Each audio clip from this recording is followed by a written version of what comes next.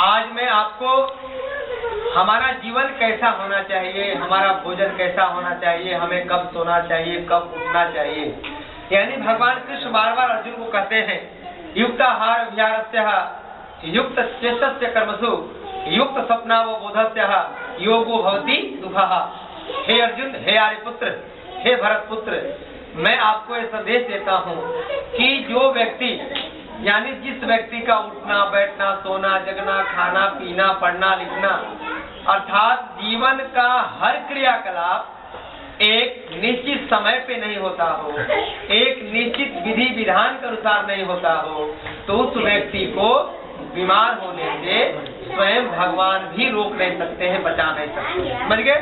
तो कितना बड़ा महत्व है। सोचिए, एक भगवान जिसे हम ईश्वर की उपाधि देते हैं, भगवान कृष्ण जो महापुरुष है, हमारे लिए आदर्श पुरुष महापुरुष है, उनके संदेश हमारे लिए कितने मायने रखते हैं। तो आइए मैं उस दिशा में आपको बताने का प्रयास करूंगा।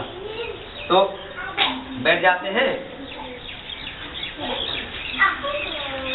अब आप लोग कपालभाति करेंगे धीरे धीरे। नाक से झटके से सांस फेंकना है तो नाक से हवा निकलेगा और पेट हमारा कहाँ जाएगा? अंदर जाएगा।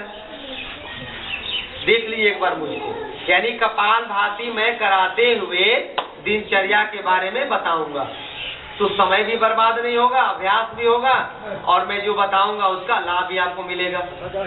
तो ये कपालभाति अकेला इतना जबरदस्त प्राणायाम है कि दुनिया के किसी भी बीमारी को हम केवल और केवल कपालभाति और अनुलोम विलोम से भगा सकते हैं, चाहे वह कैंसर ही क्यों ना हो। समझ गए? इतनी ताकत है इसमें। तो अब हम लोग कपालभाति का आनंद लेंगे। आगे जाकर आप सभी ध्यान मुद्रा में बैठ जाइए, आंख बंद हो जाए, मन शांत हो जाए। अभी बीच में कोई आंख नहीं खोलेगा, चाहे छोटे बच्चे हो या बड़े बच्चे हो या हमारे पिता तुल्य अभिभावक हो, सबकी बिल्कुल आंखें बंद रहें और मैं जैसा आपको निर्देशित कर रहा हूँ, जैसा मैं आपको बताने का प्रयास कर रहा हूँ, आप वैसा अपने जीवन में सीखने का प्रयत्न करेंगे। आंखें बंद हो गई, मन हमारा अब कहीं नहीं जा रहा है, ना घर पे जाएगा, ना नौकरी चाकरी पे जाएगा, ना बीमारियों पर जाएगा, केवल और केवल विचार। यह संबंध आत्मा और परमात्मा के बीच और प्रगाढ़ हो रहा है। तो नाक से झटके से प्राण वायु को बाहर फेंकेंगे वेगात्मक रूप से। जैसे हम छींकते हैं ना, तो नाक में कुछ घुस जाता है, छींकते हैं तो नाक से हवा निकलता है और पेट हमारा अंदर जाता है। वही क्रिया करना है, छींकने वाला अभ्यास। आंख बंद करके छींके धीरे धीरे और ध्यान रखिएगा कि सांस केवल फेंकने पर ध्यान लगाना है, सांसों को लेने पर आपका ध्यान नहीं टिकेगा। कैसे सांस बाहर निकल रहा है झटके से, उस पर ही आपका ध्यान टिकेगा।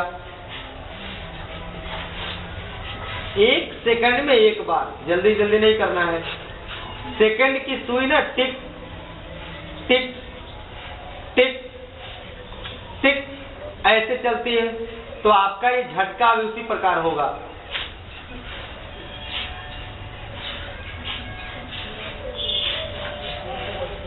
कोई आवाज नहीं, बिल्कुल मौन होकर के अभ्यास करना 100%। और इसमें आत्मचिंतन, आत्मावलोकन, आत्मनिरीक्षण करते हैं कि हे परमात्मा, मेरा यह जो जीवन है वह जीवन हमेशा उज्जवल हो सके, यह जीवन हमेशा सूरज चांद सितारों की तरह धवल हो सके, पवित्र हो सके। लंबा गहरा सांस झटके से बाहर फेंकना है। ये 5 साल से छोटे बच्चों को नहीं करना है। 5 साल से 10 साल के बच्चों को 5 मिनट और 10 साल से लेकर के वृद्धावस्था तक हम 5 मिनट से लेकर के आधा घंटा तक करते हैं कैंसर आदि रोगों में।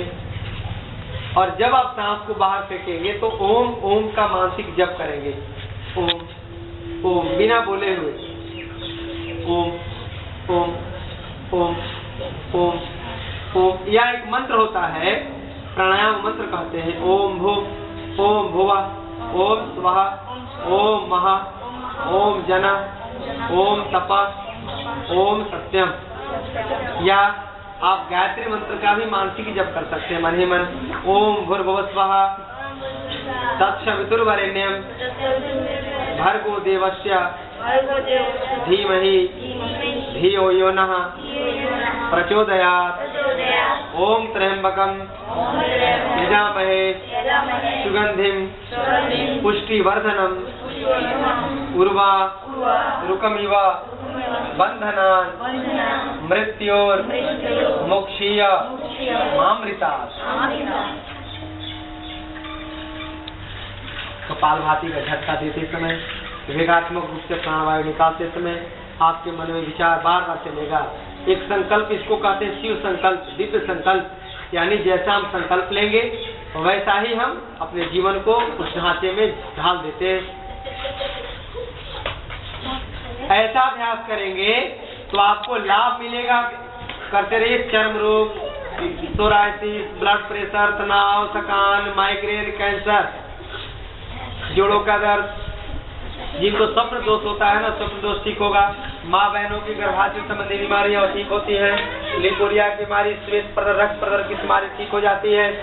बांझपन और नपुंसकता जैसे भयंकर बीमारियों को भी हम कपालभाति से हम दूर कर सकते हैं और एक आनंदमय और सुखमय जीवन को व्यतीत कर सकते हैं। यह है नियमित कपालभाति करने का लाभ, और नियमित अभ्यास जो करेगा उसी को लाभ मिलेगा।